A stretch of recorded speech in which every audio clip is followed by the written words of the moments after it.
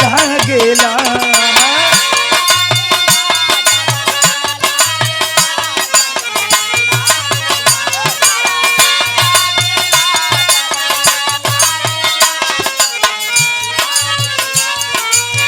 लागेला डरी लागेला डरी लागेला।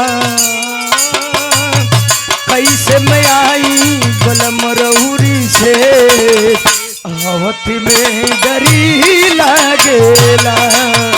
कैसे मैं आई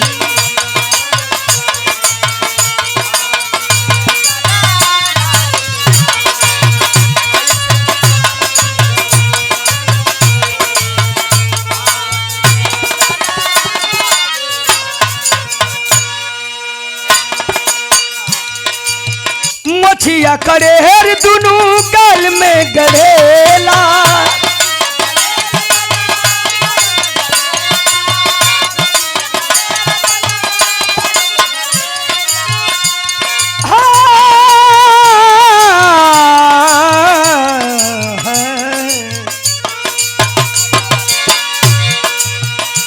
अरे मछिया करेर दुनू गाल में गड़ेला।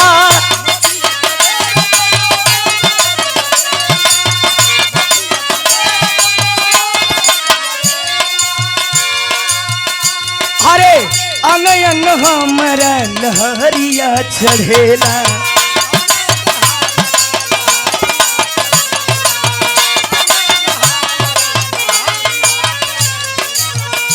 हो कांपे अरे कांपे कापेला थरी थरी भीतर से करे। कापेला थरी थरी भीतर से करे। आवत में डरी लागेला।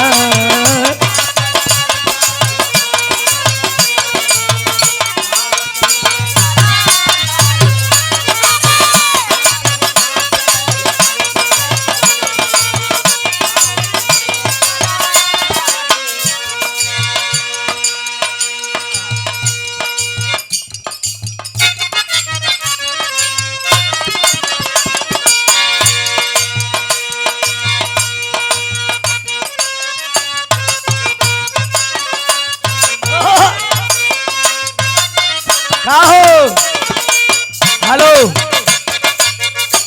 अरे तुम तो धोखेबाज हो वादा करी के भूल जाते हो।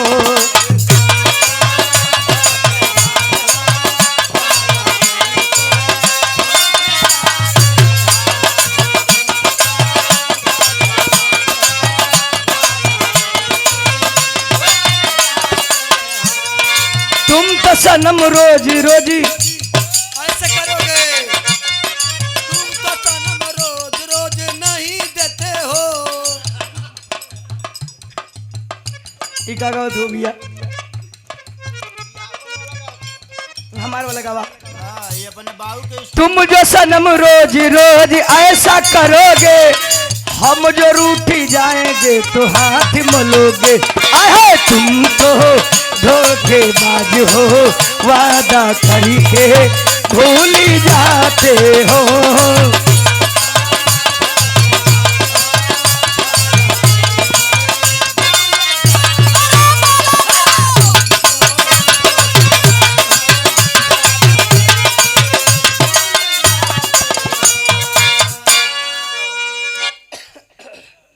अब उठान हो गई बा। उठानवा के पारी आ गई।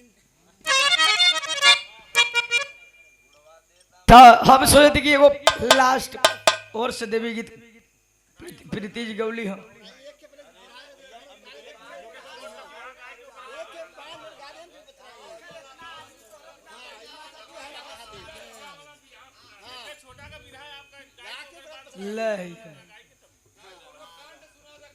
हाँ तब का रात भर कांड नहीं कैली है का।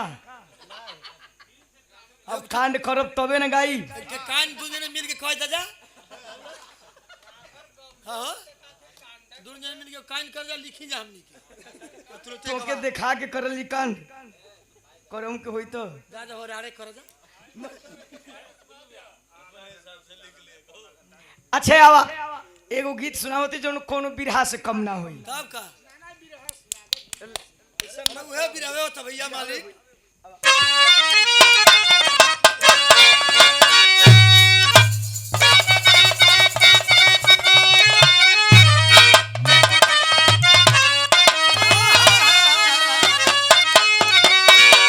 गीत बड़ी पुरानी बा लेकिन आज भी एक गीत का लहर बा। हमारे स्वर्गीय गुरुजी श्री बुल्लू यादव जी गाया करते थे। बुल्लू खलीफा का गावत रहा भैया।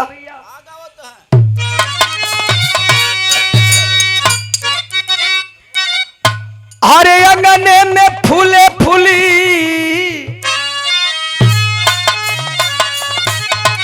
अरे अंगने में फूले फूली गे नवाए ननदो। अरे अंगने में फूले फूली गे नवाए नाना देता बाजले बधैया दुआरे पे। लेकिन यही गीत के हमारे गुरुजी का गुरुजी श्री राम नारायण सिंह यादव जी गाया करते थे। बताओ थी बजाओ पहले बजाओ तू बेचैन भल वाला जिंदगी में आजू जानत हुआ का गावे भैया। अरे रोवे नहीं हारवा के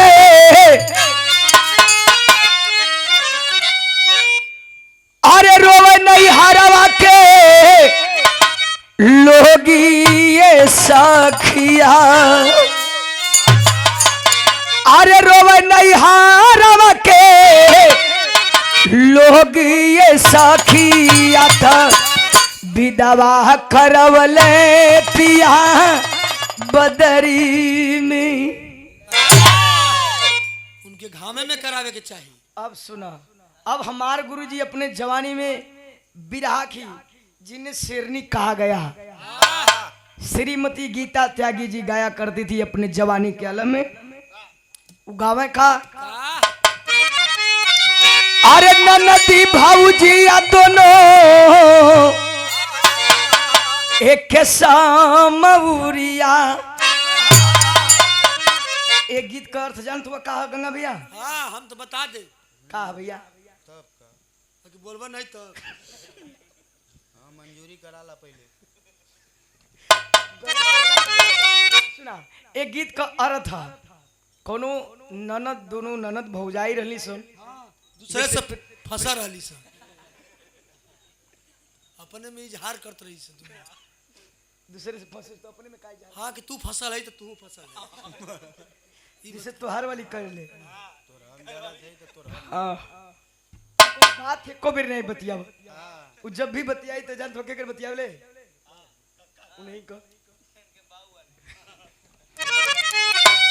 तो अपने में दोनों भौजाई और ननद दोनों का मर्द प्रदेश वन अपने अपने में अपने अपने मर्द का बखान करते सुन।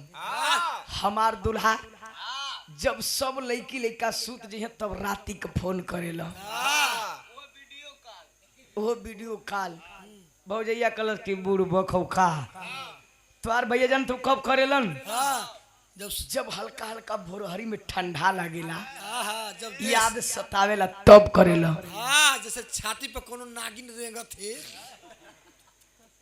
तब। एगो पड़ोसी देखा सबसे बेकार पड़ोसी होली सन। एगो मेहरारू पड़ोसी मर्द होके चाहे मेहरारू होके भैया पड़ोसी ने एगो ओकर सुनत रह करल देखा न तो एकर मर्द है न एकर मर्द है दोनों को मर्द नहीं हुआ लेकिन अपन अपने मनवा ही कुल बखान करते बिना तेल का पकौड़ी फूल फूल के भइल सन। तो पड़ोसिन कहतिया अरे ननदी भौजिया दोनों अरे एक सामौरिया था। अरे ननदी भौजिया दोनों अरे के सामौरिया दुनहू कपिया परी देसिया हो रहा।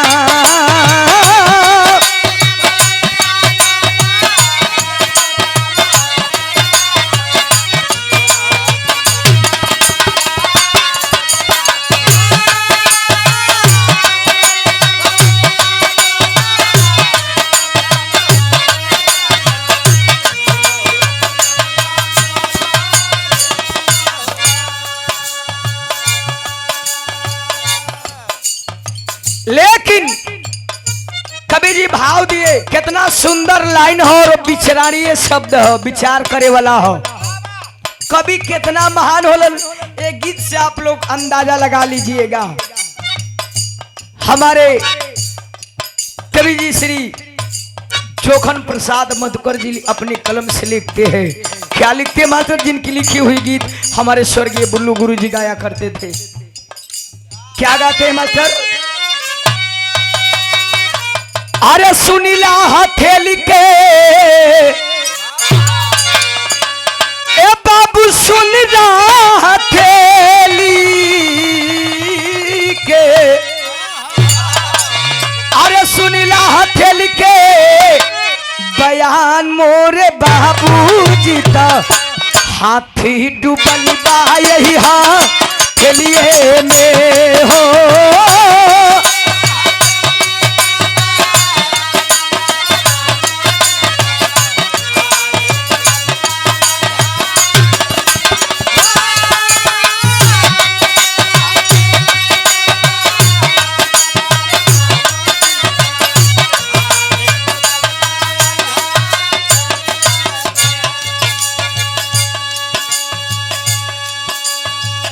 है बाबू, कवि जी लिखते हैं कि सुनला हथेली के बयान मोरे बाबूजी हाथी डूबल बा यही हथेलिया में। अच्छा तो सोचे वाली बात बताओ, पहले बतौली कि विचारणीय शब्द है, विचार करने वाला शब्द है कि छोटी को हथेली में हाथी कितना विशाल जानवर बा, कई में डूबी असंभव है।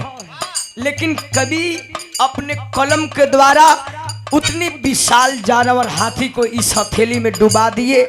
कैसे डुबौलन? पहला प्रमाण लिखल गई। कैसे?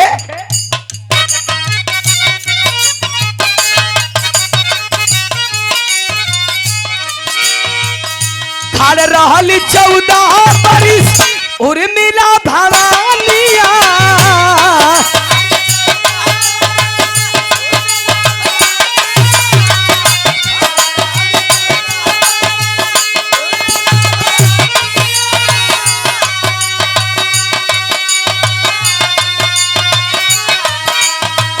लेके हथेलिया पे लोटवा के पनिया,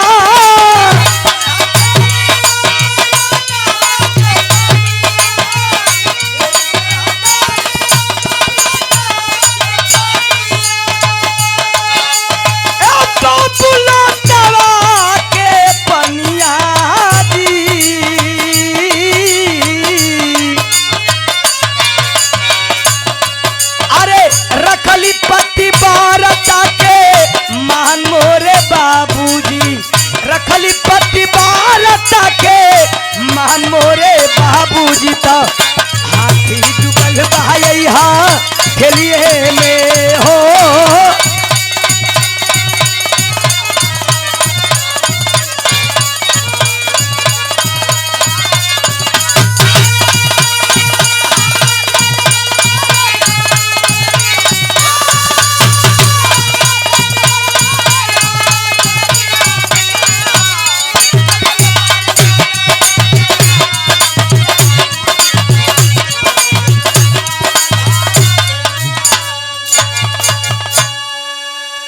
प्रमाण बतावल गई, जब भगवान मर्यादा पुरुषोत्तम राम को जब 14 वर्ष का वनवास हुआ बाबूजी, उस समय उनके छोटे अनुज लक्ष्मण जी भी साथ में चल दिए। जब वहीं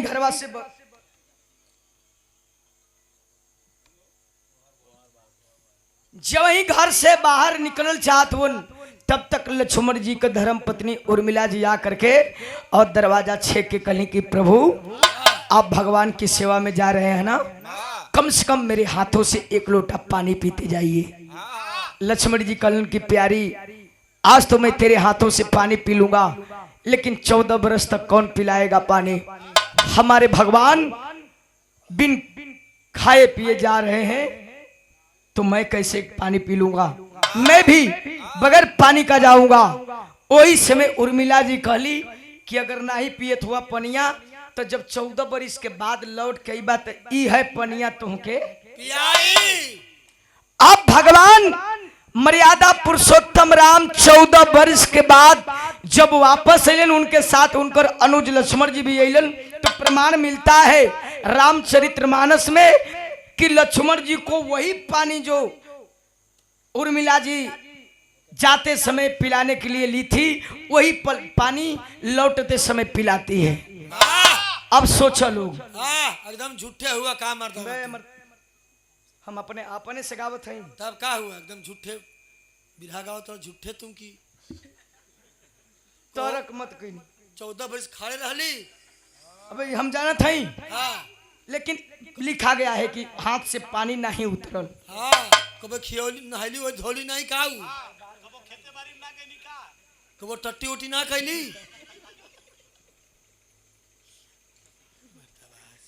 सब झूठा मर गया। ए भैया इनकर बात छोड़ा, वही लोटवा के कवि जी हाथी को उपमा दिहलन। हथेली तो हथेली, अगर 5 मिनट भाई से हाथ उठा दा तो लागी कि पूरा एक हलमाई फाट जाए। 14 वर्ष उठले रह गई और 14 बरिस तक हाथ को लोटा का पानी नहीं उतरल। ये कोनो हाथी से कम बा हो? अरे नहीं हो। आजकल कम मेहरारू है, अगर मर्द कहीं से गए काम कैले मेहरारू पानी लेके गई कि भाई आवत हो घामे में ले, कल ए जी इतनी आई ले ही पानी पी ले, तो मर्द के इतनी रुका हो, कपड़ा अपना खोल देते तो पिए थे, तो पट दे कहीं ऐसा ना रख देते पिए तो पी लिए, नहीं तोर ने बड़ी हमके यहाँ पियावे वाला जो यही तो तोहर वाली बोले ले कि करे ले गंगुआ पिए तो पी लिए। थे बाबू ये पहला प्रमाण रहल। दूसरा प्रमाण बताओ कैसे?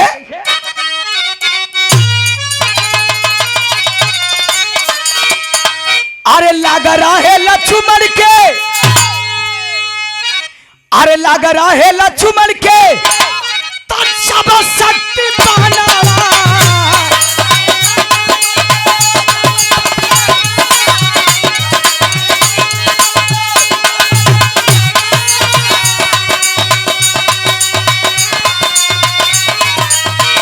पर्वत के ले चल हनुमत बलिवना।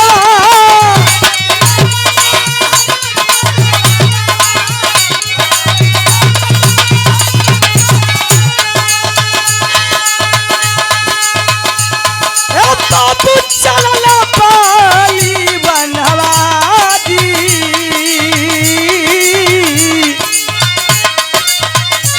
ओही हथेली पटांग हनुमान मोरे बाबूजी।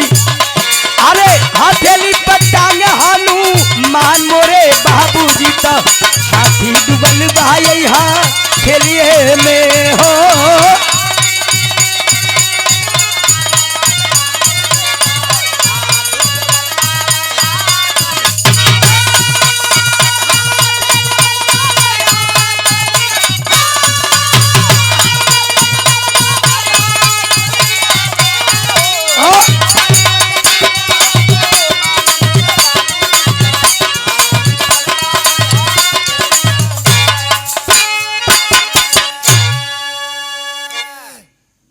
लागा रहे लक्ष्मण के जब शक्ति बनवा, अब पर्वत के लेके चलने हनुमत बलि बनवा।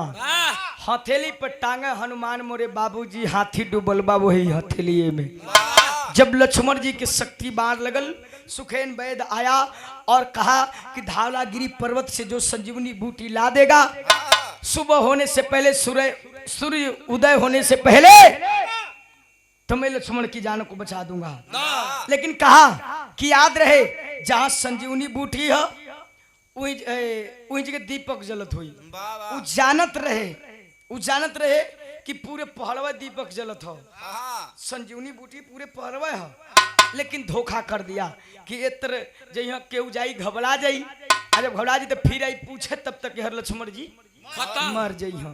लक्ष्मण की जान बचाने नहीं बल्कि मुआने आया था, लेकिन वो जल्लस ना कि रामा दल में ऐसे ऐसे वीर भी है।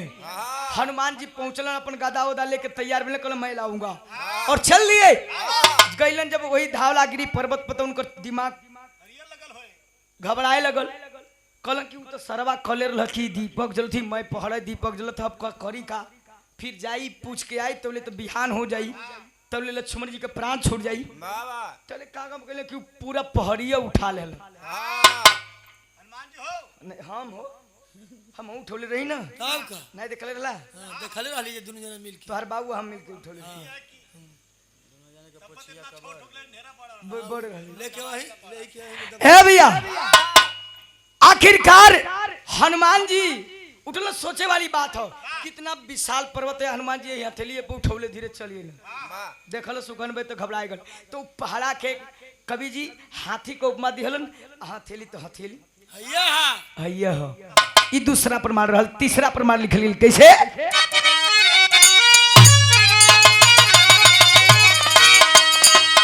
अरे गए है विभीषण कुंभा, तारे गए है विभीषण कुंभा, कारण क्या संभालना,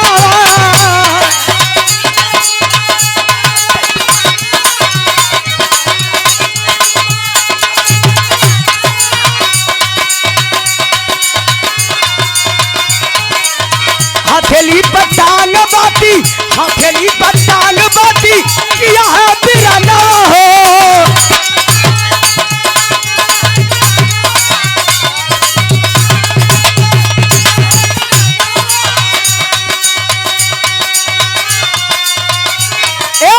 बतिया न माने बली वाहन मोरे बाबूजी, बतिया न माने बली वाहन मोरे बाबूजी, तो हाथी डुबल भाई हा खेलिए में हो।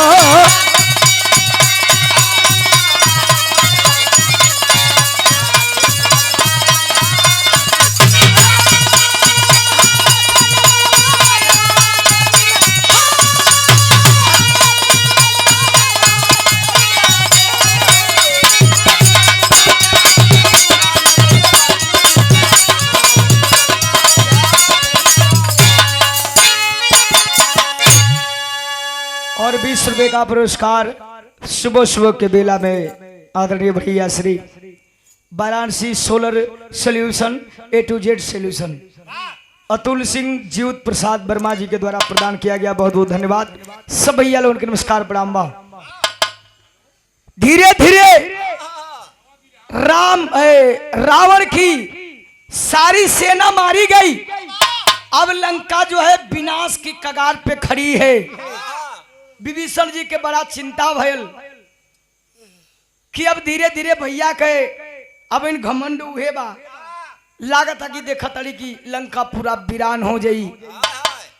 काल कुंभकर्ण के लड़े के बारी बा, विभीषण जी विचार बनोल कि चली आ कुंभकर्ण भैया के मना ले, कह देव की लड़ाई छोड़ दा, जितना मार गिने उतना मार गिने, जितना बचल हो बचल के बचल रह जियन। बाइज्जत जानकी माता को भगवान श्री राम के पास पहुंचा दिया जाए।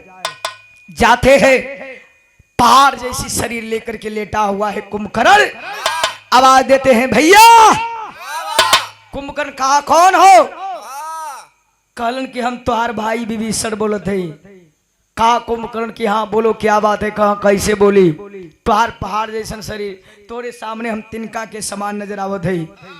हाथ फैला देता है, आप टीवी टेलीविजन पे देखे होंगे, हाथ फैला देता है कुंभकर्ण और उसी हथेली पे विभीषण जी सवार हो जाते हैं और सामने ला करके बात करता है।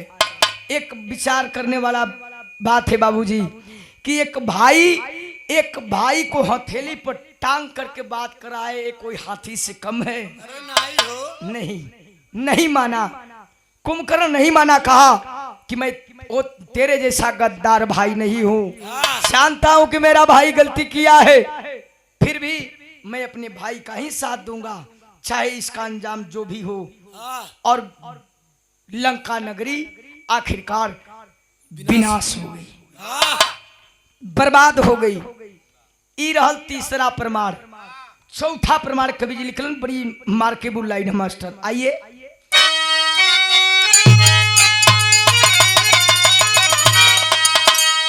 हथेली पकड़ के, अरे हथेली पकड़ के चलावल है मुरारी।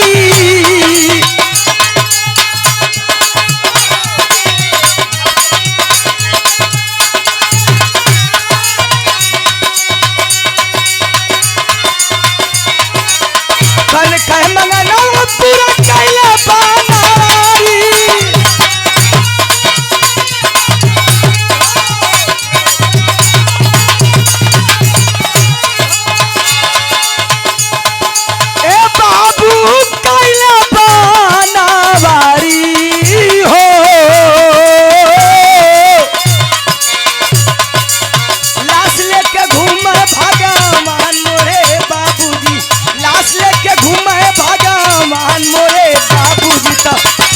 डुबल बहाया खेलिए में हो।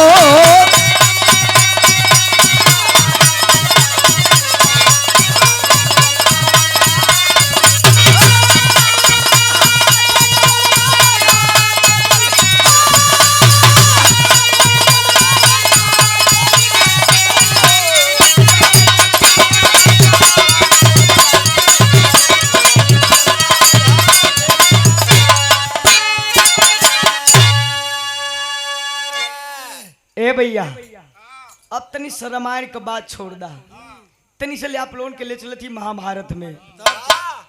महाभारत शुरू हुआ, आमने सामने दोनों महारथी है। कौन कौन? एक तरफ कर्ण है और एक तरफ अर्जुन जी हैं। अर्जुन का रथवा भगवान माधवा मुकुंद श्री कृष्ण भगवान हाकत रहलन, लेकिन बाण सन सन सनासन सनासन दोनों तरफ से चल रहा है। केहू केहू से कम नहीं खे। तब तक सुमीर के बाण आय अर्जुन जी चलाई तो दिहलन। जब सुमीर के बाण चलौलन अर्जुन जी, कर्ण वाला रथवा जवन रहे 27 हाथ पीछे चल गई। जब 27 हाथ पीछे चल गई तो अपने रथवा पे अर्जुन जी खड़ा होके अब भगवान कन्हैया के चमकावत हो कहला, खा हो देखला देखला ही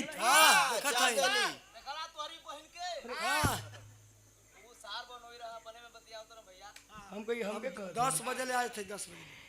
ए भैया ऐसे ही छाती फुलावो तुम बाम फुलावो तुम खलन देखला मार देली कि 27 हाथ पीछे चल गिलन। चाप जानी ना भगवान कन्हैया मुस्कियात हो कहला कि ठीक है बाहित फुला ल छाती ओहो कम नहीं है। तब तक ओहर से सुमीर के बाण कर्ण चलाई तो दिया बाबूजी। जब चलौलस तो अर्जुन जी का रथवा 3 कदम पीछे हट गए। तले भगवान खड़ा हो गया कहले कहो देखला देखला ही देखला तोरी बहन की कल के देखला चाम देलस कि नहीं? चाम देल पड़ दे बिटूर गिला आए अर्जुन जी के बड़ी गलानी भलकल की मर्दवा मर्दवा चूती आदमी हुआ का। उतर उतर उतर सारे भाग तोरी बहन की भाग। उतर रे उतर। भगवान कन्हैया के अर्जुन जी कदम उतर उतर उतर जो भाग। मर्दवा नमक खलाले हुआ खा। ये बतावा कि 27 हाथ बेसी होला कि 3 कदम बेसी होला? भगवान कहला कि 3 कदम कहे अरे हिनकर देखा हाँ मर्दवा जौने पतरी में खैला वही पतरी में छेद करत हुआ। बस बे साफ दिमाग खराब है तुहार खा। कल हमार दिमाग ना तुहार खराब है सार। कल कैसे कल कि सुना ओकरे रथवा में दे जानत हुआ कुछो ना हो एकदम खाली फोकलाई हो, लेकिन तोहरे रथवा में हम तीनों लोग के भार लेके बैठल है। ए रथवा पर तीनों लोग के भार लेके बैठल है और झंडवा पर हनुमान जी पूरा अपन तकतवा लगा दिले हो। तो उन्हें केहू 3 कदम हिला दिलस असार हऊ लकड़ी के फरट्ठी के हिला दिलस 27 हाथ तो बहुत वीर बनत हुआ। देखा मार के मुंह देती जा। ए भैया भगवान अर्जुन का घमंड चूर हुआ। तब कारण की बतावा ई मराई कैसे? भगवान कहलन कि ये सही बात हमसे पूछा, मराई कैसे? अब चलावा मरा जाई। धोखा से भगवान कृष्ण कर्ण को मरवा देते हैं बाबूजी। धाराशाही हुआ है कुरुक्षेत्र मैदान में। अब गिरला के बाद अफसोस कर जताने लगे भगवान कन्हैया। जाते हैं कर्ण के पास, यहां तक कि बहुत परीक्षा किए, बहुत परीक्षा लिए। लास्ट में कहते हैं कि अरे कर्ण, मैं तेरी बहादुरी को सलाम करता हूं, क्योंकि तेरे जैसा वीर इस महाभारत की लड़ाई में नहीं है। कर्ण के बड़ा गलानी भल कर्ण की मर्दबा जा नहीं का नमक पर का जरले पर नमक दरत हुआ। अब इन कर थाकत लहा मरवाए देला। आयल हुआ तू जरले पर नमक दरे, निकल जा। जा जब रास्ता आयल हुआ तो वही रास्ता निकल ला। ज्यादा मत बतियावा। कर्ण की नहीं, भगवान कर्ण की नहीं, कर्ण कुछ मांग लो। कहां चाहिए कि यहाँ दिमाग खराब करबा? निकला एकदम चुतिया पर बतियावत हुआ। भगवान कन्हैया कर्ण की चाहे जो कुछ भी कह लो, लेकिन तुम्हारे जैसा वीर इस महाभारत में नहीं है। कर्ण के बहन समझ में ना आयल। तब भगवान कन्हैया अपना असली रूप, विकराल रूप जब दिखाए बाबूजी, गिरा है कुरुक्षेत्र मैदान में, लेकिन रोने लगा। झरझर झरझर रोत है प्रभु, बहुत भारी बोल कदली, बहुत अपशब्द आपके बोल गई, हमके क्षमा करी। कर्ण की कोई बात नहीं है, कोई बात नहीं है। मैं तेरे वीरताई का दीवाना हूं। तुम चाहो तो मैं अभी तेरे शरीर को अचल कर सकता हो। कलश ना इतनी बढ़िया मौत जवन की भगवान के चरण में होके जात बा, इससे हमके बढ़िया और का चीज चाहिए? तब भगवान कर्ण की कर्ण कुछ मांग लो। ए माधवा मुकुंद, आज तेरे पे दिल से खुश हुआ है, कुछ वरदान मांग लो। कलश का दे बकल जो कुछ भी मांगेगा। तब कहा कि प्रभु एक काम करिएगा, मेरे मरने के बाद मेरी शरीर को एक ऐसी जगह दाह संस्कार करिएगा जहां स्वच्छ हो, कोरा जगह हो। कहला यो मस्त कहे के तो कह दिलन, लेकिन कर्ण के मुअला के बाद लेके शरीर पूरे भूमंडल पर घूमो तो कहीं स्वच्छ जगह मिलल उलल नहीं मिलल। कहा? गुजरात के धरती पे ताप्ती नदी के किनारे सुई की नोक भर जगह मिला, जहां सुई खड़ा करके और कर्ण की लाश को भगवान कन्हैया अपने हथेली पर जलाए। आज भी वो स्थल कायम है। जो भाई गुजरात की धरती पे गए होंगे, वो धरती आज भी कर्ण स्थल के नाम से जानी जाती है। वो कोनो हाथी से कम बा? अरे नहीं हो। एगो लुत्ती छिड़क जात बनाया जात हुआ। तब का अब पूरा देहिया ओकर जरा देना, कर्ण को उनकर हाथ नहीं जलल। हां सुइयो नहीं गड़ल उनका हाथ में। बहुत सही बोलत भगवान ए भैया, ई चौथा प्रमाण रहल, तनी पांचवा प्रमाण सुना। आवा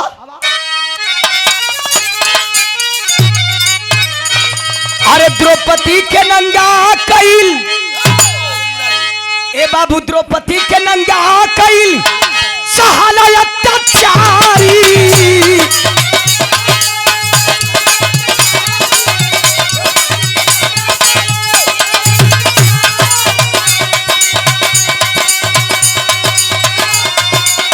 हरि के हथेलिया से पढ़े लागल सारी हो।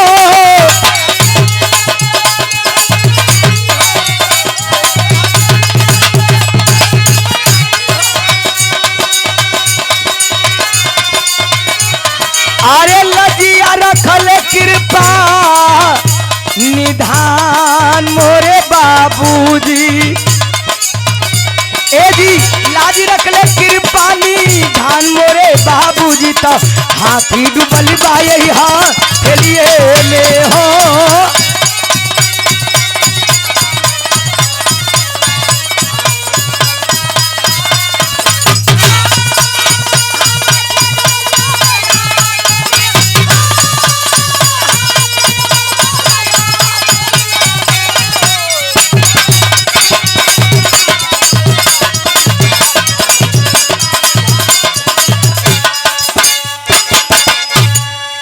कमेटी के संचालक महोदय, उनको त्वार सुपुत्र हूँ भैया, इस सुपुत्र अनमोल पाल बाबू के ओर से तो भी का समझ में इन गांव के कि मेहरारू किनका होई है। इनका मौगी का होई।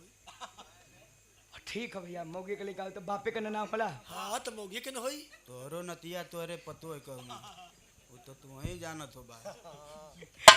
अनमोल बाबू के बहुत बहुत आशीर्वाद, उनके पापा मम्मी के प्रणाम, सब भैया लोग के नमस्कार प्रणाम बा।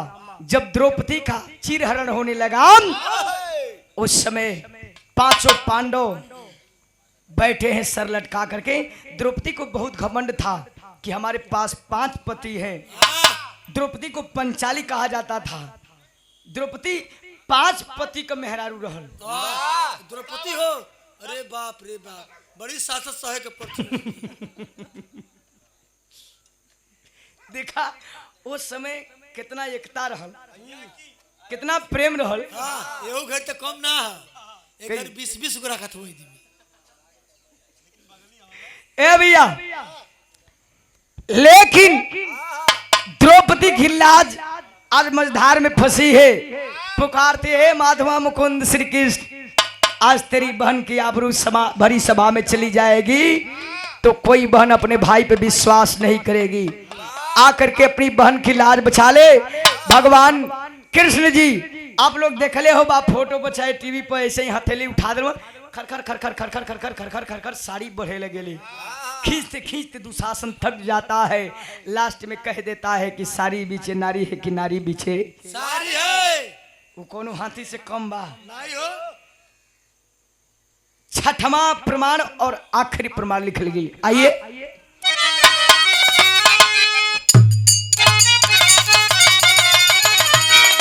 अरे अमर पत्तु छह बारी काशी, अरे अमर पत्तु छह बारी काशी, बुल्लू की किरीतिया।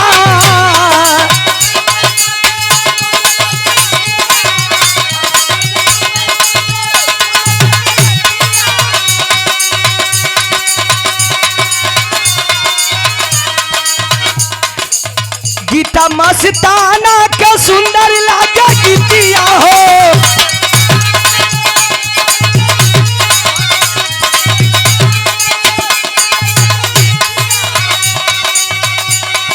और ये देखे पुनः ये अमूल्य पुरस्कार Varanasi solar solution A to Z solution.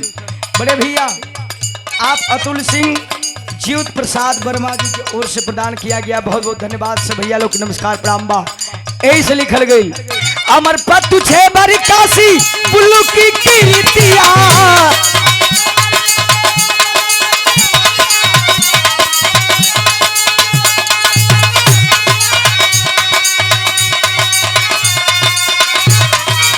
Geeta मस्ताना क्यों सुंदर लागे गीतिया।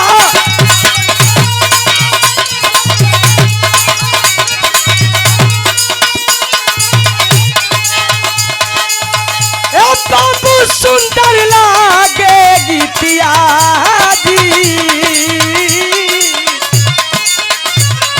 अरे जोखन के कविता महान मोरे बाबूजी।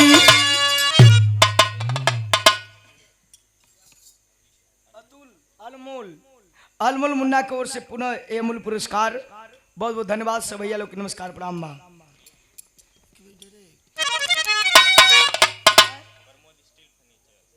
प्रमोद स्टील फर्नीचर भैया की ओर से 20 रुपए का पुरस्कार, बहुत बहुत धन्यवाद।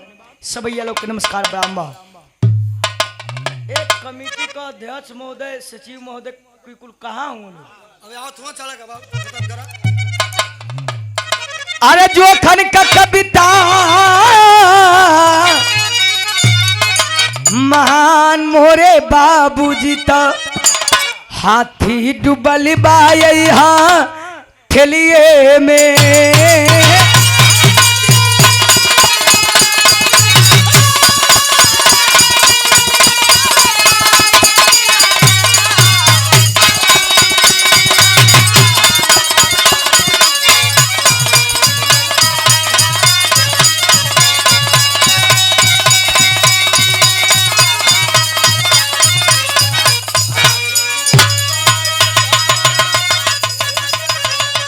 अरे रघुपति राघव राजा राम पतित पावन सीताराम बोलो।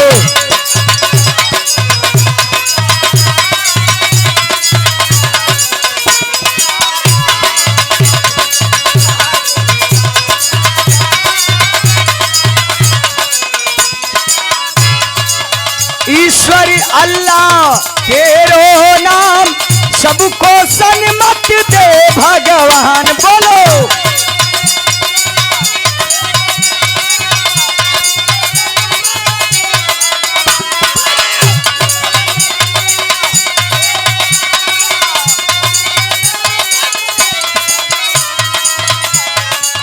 ईश्वर अल्लाह तेरो नाम सबको सन्मत दे भगवान बोलो। रघुपति राघव राजा